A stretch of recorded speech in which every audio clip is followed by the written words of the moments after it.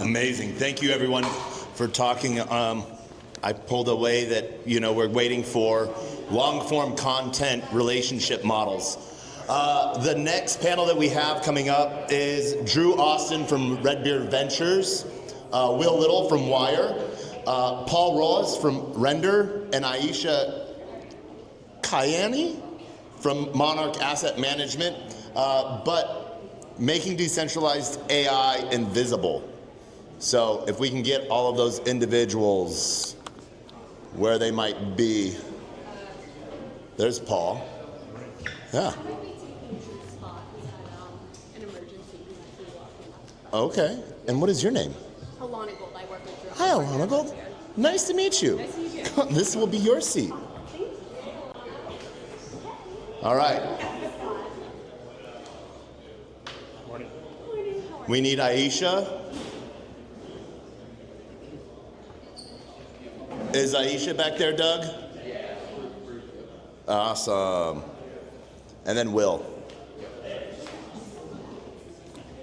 Will had just walked in. I think he was grabbing. Yeah. It's an amazing day. How are you guys all doing today? Good.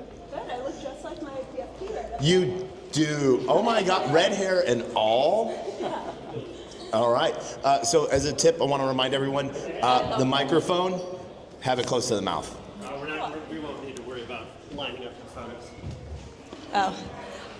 Oh. All right, I'm going to be kicked off actually right now, but...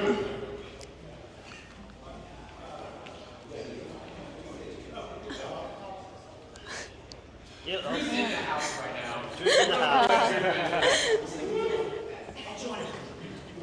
Wait, what? Hi, everybody. I'm Alana Gold. I'm a partner at Redbeard Ventures. We are a pre-seed and seed Web3 fund, and then also we have Denari Labs, which is our tokenomics accelerator and consulting arm. So right now we're partnered with Wire Network. It's a 6-month-long accelerator. We're finding companies to build on top of Wire Network. It starts in July, so that's how we're also connected with Wire. But super excited to be here, and I will pass it along to the rest of the panelists. Hey everybody, Alana's stepping in for me because I've been running around like a crazy person, so she's helping us moderate. I actually just made it with 1 minute to go, but thankfully. Drew, founder of Redbeard Ventures and Denari Labs, very excited about everything that's happening across the Morpheus ecosystem, the Wire ecosystem. We're actively investing in companies that are building in this ecosystem, so we're excited to connect with companies today and have a really great discussion. Yeah, sweet. Hey everybody, I'm Will Little. I'm a VC in my third fund, actively deploying capital. So if you're raising, super early stage, hit me up. We've backed the Wire Network, proud owners of a tier 1 node. RBV's also got a tier 1 node. I'm planning to be on the council and the network. Yeah, super fired. I've been writing code since the late 80s. Been a VC angel investor for about 15 years now. And yeah, I'm excited to talk more about why we're so amped about Wire Network. I've actually jumped in this, the COO position on the team. So yeah, I'm excited to chat. Hi, is it working? You can try this Okay, one. thank you. So hi, I'm Aisha Kiani. I run a hedge fund. We're called Monarch, formerly MNNC, but I'm also advising a project called Hollywood, built on scripted network, yay Tim, and that's how, we're part of Wire Network and, part of the AI community. I also teach this at NYU. Good morning, Paul with the Render Network. Render is a large distributed GPU platform. We have a worldwide presence, and odds are that you have watched a Hollywood movie this year that was rendered in part on the Rendered Network. So a lot of reach into Hollywood.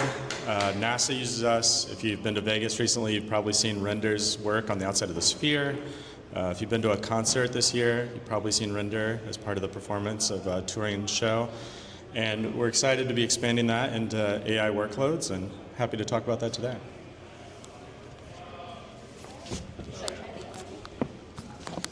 Yes, so today we're going to be speaking about making decentralized AI invisible when users don't need to know, and basically how to build things on blockchain rails without necessarily people being aware. And I think this is a lot of what people originally were excited about in terms of Web3. So I'll throw it over to you guys. Like, as this idea of decentralized AI is coming into play and more companies are building in, first, is there anybody specifically you've seen who have done this successfully? And do you think it's necessary to show that it's built on blockchain rails? Or how do you think people could utilize the blockchain without necessarily the users being aware that it's built on top of the rails?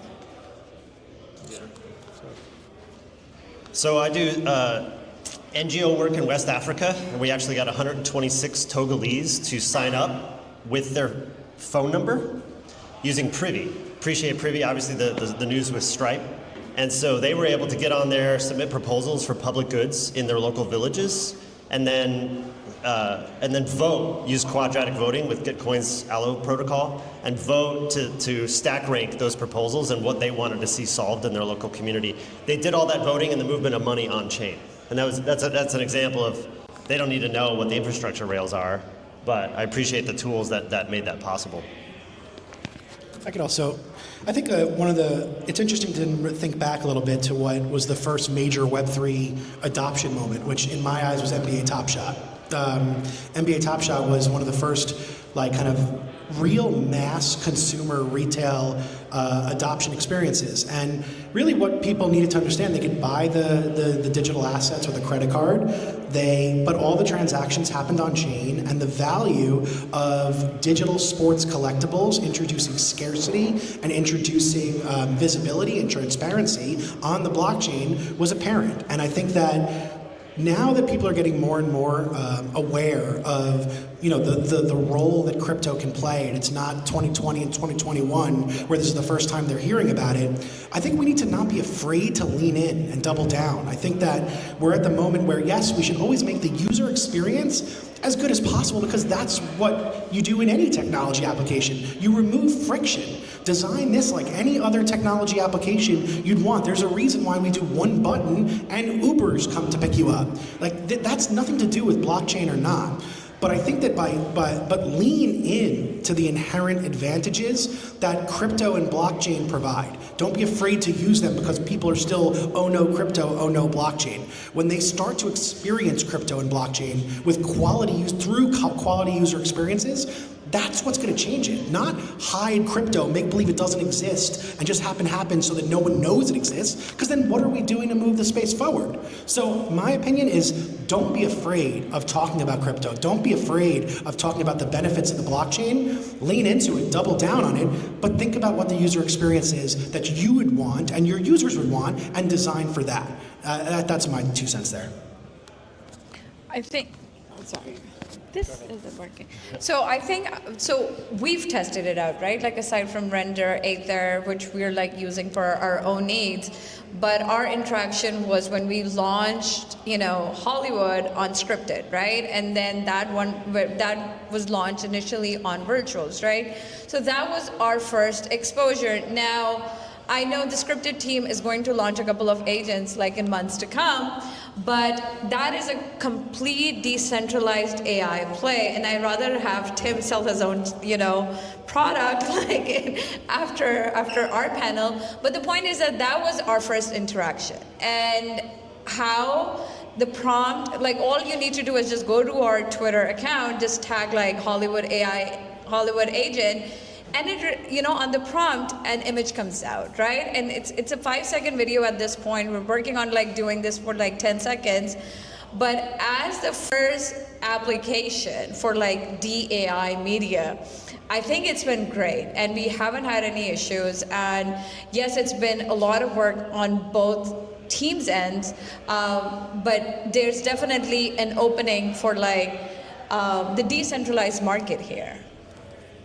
Yeah, totally. I think it is working now. No, I think it depends on how you define the user, right? I think you were getting at this a little bit. And like, if you're the engineer consuming an API endpoint, you very much care that it's decentralized, it's burstable, it's permissionless. If you're making, those decisions for the end user who's using an Uber-like service or something, for example, in the movie space, to go back to that, if you have a huge render job, you care that you have this burstable capacity on the decentralized network that's permissionless, that's ready to go.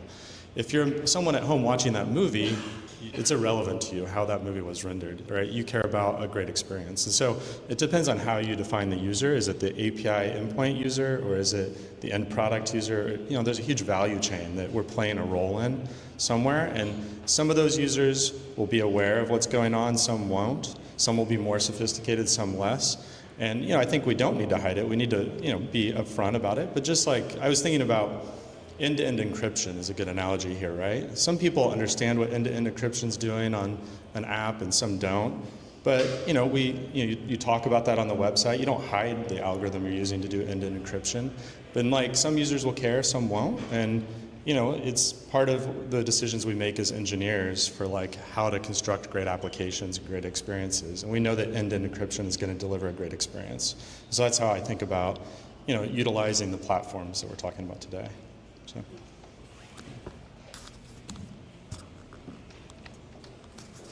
Yeah, and I mean, I agree to an extent where I think some of decentralized AI in the beginning, sure, let's lean in, let's get more Web3, but at the end of the day, it really does. That end users shouldn't know that it's built on blockchain rails. And so I'm thinking about it a lot, especially while we're at Redbeard and Denari, and thinking about companies to invest in and working with Wire Network. And these are the beginning use cases, but almost like, where do you see the North Star, or where do you see the point where we're gonna get this mass adoption, where more people will be able to lean in, or where you're like, hey, if this is able to be built, then we're gonna be able to have more users? Well, I mean, one thing I'll say is a quick shout out to Wire, because I think the problem Wire is solving is one of the major, probably one of the biggest hurdles in the entire space, which is this whole game of chains. Interoperability has got to be key here. You should be able to pay in any token. It shouldn't matter what chain you're built on. This whole idea of these the chain wars, to me, just doesn't make any sense. So I think there's an inevitable push towards interoperability, and I think that's why I think we're all here and supporting Wire, because they're going to help us all get to that kind of North Star. Outside of that, I would also say that I've been saying this for a while, and I still believe it in my core. I think that gaming is going to be the next moment that drives the next wave of consumers that haven't touched crypto into crypto.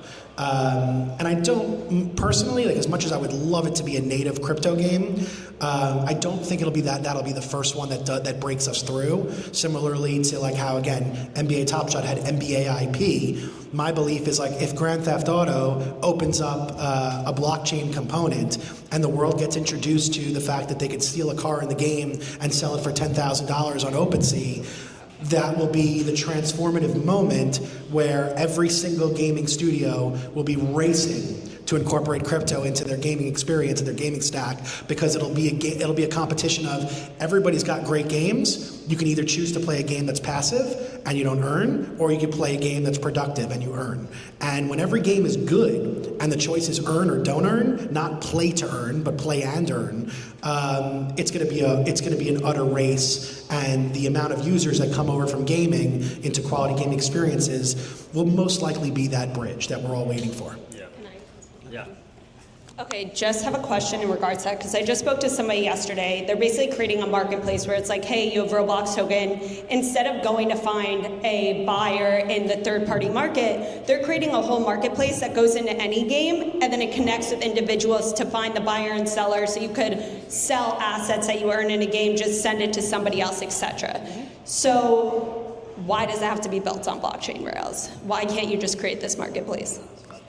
Well, I mean, there's a bunch of things. There's the only way to own an asset and to be able to sell it and to be able to have provable, verifiable scarcity is on the blockchain. That's how we can actually prove that. So the game just doesn't continue to produce more goods. There's nothing that'll be stopping them. But if there's verifiability that this contract is in place that says, hey, there's going to be only 10 of these swords that ever exist, and you can trust the code, not the game or the team, to me, that's what makes it valuable. And then you create an infrastructure built on payment rails and financial systems to incentivize the commerce component of the game. And that's what the blockchain's built for. It's built for literally this experience of open markets, of payments, of commerce, of scarcity of valuable items and accessories. So to me, that's literally the point of the blockchain. And it really demonstrates it very well in that environment. Yeah, and if our North Star is actually getting out of this rut that we're in, I'd call it a rut. I mean, do y'all know what like 99% of block space is being bought by right now? Right? It's DEXs, marketplaces, lending protocols. That's where all the activity is. Why don't we have Steam and Roblox and Fortnite lining up to use it? Right? Why don't we have more general applications? Like, what is preventing us from creating a decentralized, viable alternative to Venmo, to Robinhood, to Coinbase, to Binance? Well, guess what? The answer is wire blockchain now, because there's so many people that are trying to solve interoperability by doing better message passing, better sequencers, right? Going from oracles to ZK proofs, trying to manage state on chain A, B, C, D, E, F, G. Well, race conditions, for the devs in the room, to try to manage state across all those chains, it's a pain in the butt. But what Wire Network enables you to do is trade functional deeds to assets on any chain. So now you have an authoritative ownership layer, right? A universal deed layer, right? We call it the universal transaction layer, where the sequence of all of those transactions is authoritative in one place, but these assets are held and locked up on the native chains. So now when we have this lightning fast blockchain that trades functional deeds to any asset on any chain, we can actually create the decentralized Binance. We can create the decentralized Coinbase and Venmo, etc. And then now the gaming marketplaces will say, okay, now we can get on. Because a lot of the reason, the metaverse was a huge conversation 2, 3, 4 years ago. A lot of the reasons why they didn't jump into the bandwagon, because they were like, where do we build? Do we do Polygon? Do we do Base? Do we do Avalanche? Do we do on mainnet? Well, no. There's 1,000 reasons why those are all problematic. Now it's like, okay, you can build in one place and then trade assets on any ecosystem. Now we can unlock those types of experiences. I would defend media here because, so a couple of years, like last year, we researched on a paper. It turned out to be a use case for BitMine. BitTensor. But basically, as you're generating images, as you're generating videos, whatever you're generating, on your AI applications, that can be replicated in another application, right? And you're killing privacy in between. That's something that blockchain kind of solves. Like if the back end, there's a transaction hash to it, or there's a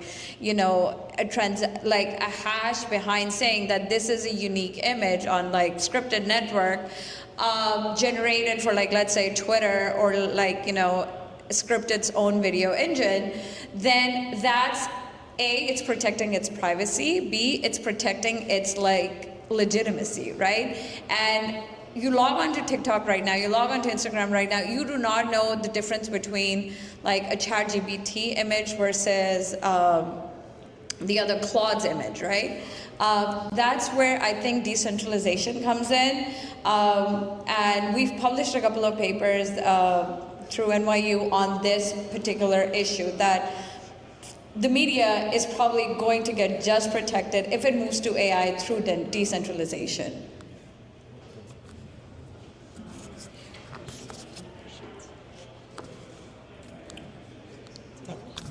I guess, one thing I'll also say is I guess let's talk a little bit about what do you think AI's role is going to be in this new application layer? Because I feel like AI is impacting every aspect of the user experience. And something I often say to people is if websites were the experience of Web 1 and mobile apps were the experience of Web 2, I believe that AI agents on blockchain rails are going to be the experience we engage with Web 3. Now, the user experience of Web 3 everyone complains about 24/7. Partly it's because I don't think it's built for us. I think it's built for agents to engage and transact and interact on our behalf. So I'm just curious, what are your thoughts on AI's role in this entire kind of like discussion of the application layer and invisibility, et cetera. You want to go first? Sure. Yeah, I mean, it's a very natural transition for the render network to add in AI, right? Like, so for the last 7-8 years, people have been using Blender or some other graphics package to generate an image. Now they just use an image generation model, right? It's just a very natural next step.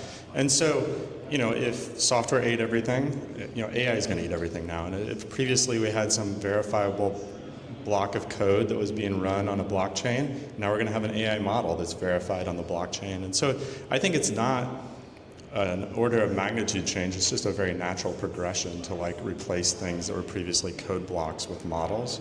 And so, yeah, I mean, you know, Hollywood's moving very, very quickly into, you know, using these tool sets that are model-based and AI-based. And so, you know, I think we'll see that to expand across basically everything that we've been talking about up to date. They'll just be models instead of, you know, deterministic code. So. I don't think it does anything. AI doesn't do anything for trading markets, so it's not going to solve like Uniswap issue for us. It's not going to solve, you know, the other DEXs we use at the fund. However, AI does solve a lot of like media issues, right? And a lot of like storage issues. We hear this from like projects we've invested in over the years that how render is a better solution than like AWS, right? And how they've been like consistently delivering. That's great to hear. But at the front end, right, where it's a DEX that we're interacting with, like Hyperliquid, I know also use a portion, you know, is a lot of their transactional data is on render. Again, we trade consistently on Hyperliquid. So if the front end isn't going to be AI for everything, the back end will eventually move towards it for like the remaining of the industry. Yeah, and if we just get back to the fundamentals, a relational database ushered in the era of Web 2. Now we have this tool called a blockchain or any kind of DLT that ushers in digital ownership. So unfortunately, in this space, the last 10 plus years, we've just tried to say that this tool is going to just solve everything. And that's just unrealistic. It's a tool for developers to solve particular problems. Right now, the huge narrative is financial infrastructure. And that's happening real time. Like Stripe is not just experimenting with a couple of things with Bridge and Privy. Like Stripe is fundamentally reinventing banking. And so the large financial institutions that kind of understand that realize that assets are going to be traded 24/7 globally, and you're going to have traditional paradigms of finance kind of either moving to Web3 or dying. And then everything goes from there. So we have to sort of really understand what is the tool that we have, and then what are the very specific problems that can be solved right now. Yeah, and I think that's a great point. I think one other thing that I was wondering is like, that's one of the biggest friction points. And one thing we're seeing that we actually were just discussing in our Slack channel, Redbeard and Denari, is that a lot of these startups in the decentralized AI space are struggling because the cost to actually build these AI agents is super expensive. And so they're getting these free credits from some of the big companies. But then what's happening is they're not necessarily, once the credits run out, have fundraised yet, are able to pay those. So that's one thing we're seeing that's causing a lot of friction. I'm curious to see what else you guys have seen and how some of the companies that you guys are investing in or that you're seeing at Render are overcoming this. I actually think that's a legitimate bubble that needs to be considered a little bit, is that I think there's just so much credit grants right now and compute grants right now that a lot of these companies are able to float on those types of grants. But when those bills, and I remember this happened in the cloud worlds, everyone was getting the early AWS and Google Cloud grants, then all of a sudden you got your first bill and you were like, uh-oh. So I do think there is going to be a little of that kind of eye-opening experience. I think that'll open up some new opportunities as well. Like every challenge breeds opportunity. I do think that'll open up some new opportunity, but I do think there is something to be said for this little bubble that we're in of incentivize everything. It's incentivize people to build on my chain, incentivize people to use my compute, incentivize, and eventually at some point you need to build sustainable models. So just something to think about. I think it's a worthwhile question. Yeah, and in the beginning here, it's going to be AI trading bots, right, as we see it. It's going to be upgraded wallet software that has the robo-advising to do a bunch of things financially for us. But in the not-so-distant future, and this is where I'm actively trying to invest and deploy capital for people who are building on Wire, is what are the real use cases for personal and corporate productivity that require a transaction layer? And there's a lot of examples, and that combined with AI is, I think, where a lot of the magic we're going to see in the next 12 to 24 months. Yeah, I think looking forward, this is very exciting to incorporate these price signals from the transaction layer into the content creation process. And so as we start to talk to like really crypto, digitally native Hollywood production agencies, and they're using, they're selling tokens to finance the film, but then like, if they sell more tokens, they can produce another episode. They can make the film a little bit longer. They can upscale it potentially. And so as they start to like use this price signal of demand and how many people are watching the film and the investors in the film, like you're seeing that like be integrated with the actual content creation process. And so I think that's what's really exciting to me is when it's not just like, oh, these are two different worlds, content creation of a game or a movie or something, and then the financing of it, where they like really merge together and become one interesting platform. And that's something that only we can do on the blockchain. That's like something that traditional finance has never done. Yeah. And so, and just the speed at which that happens on the blockchain is something that will enable that, I think. I think decentralized storage has come a pretty long way. So even if you're being incentivized, right? Like AWS incentivizes you to use them, right? Like their credits are big. If you got lucky, you have like about $300,000 to $400,000 worth of credit. IPFS, where it started back in 2017, is way much more different than like what Speron, I think, and then these guys, what the industry is technically offering. So I don't think there's that argument anymore that over decentralized application, whether media, whether gaming, whether DeFi, but we use AWS. That's kind of like very much frowned upon. And we've seen it like, on the liquid side of the market, we've seen it like on, a couple of projects we've invested in. Those projects are finding it very hard to just state that we're just a stack built on AWS, because these decentralized storage spaces, even if they're incentivizing, they're providing great solutions. So I know we have to wrap it up, so I guess I'll end with like everybody who's here and listening today. I guess what's one thing that you want them to take away from this conversation, and then also where can they follow you guys along and anything else that they want you to know about who you are and what you're building?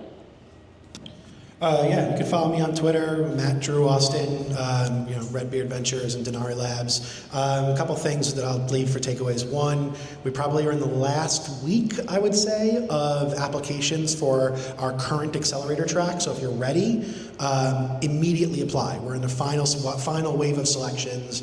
Just make sure you get that and you submit your application. We invest in every company and we support the companies throughout with a deep curriculum, kind of really focused on the tokenomics through the product and the economy and the go-to-market and all of that stuff. So that's one. Second is, I'd say that there's two kind of like words that are coming up a lot in this current meta right now. I think one of them is revenue, like building revenue-driving sustainable businesses. How is that going to create a proper flywheel to create true token mechanics that can work? Another one that I see coming up a lot is yield. How do your holders and your users earn yield? How do they generate yield? And are there ways that you can build applications and opportunities for new yield and new interesting yield? Because it's a really attractive moment for that. People are looking for ways to put their tokens in places and earn on their holdings. So I just think that we're entering into a really interesting phase of less speculation and more application, adoption, and utility. And I'm for one, after 12 years in this space, very excited about that. Yeah, and I just say, come build on Wire. Like if you're incubating a new company, Wire is the place to be, because you're going to have actual universal chain abstraction. So you're going to be able to trade assets from any chain, and that really matters. If you have an existing application, tell your engineers to level up into Wire, because you will be able to create better, faster, and cheaper experiences for your users. And so we have capital available for people who are building or moving their infrastructure over to Wire, and I'd love to talk to you. I think what I'm really interested, so you can find me on Twitter, but what I'm really interested in, more like research approach, why you think whatever you're building on is something different that I could, take it back to my colleagues at NYU. Because we do think there's a huge integration between decentralized markets, decentralized, application layer, and AI. So yes, like happy to talk to anyone who's, at forefront, and looking to discuss more. Yeah, at Render, we love to collaborate. And so if you're a creator of a game, video product, anything, we'd love to work with you and figure out how we can make some really cool stuff together.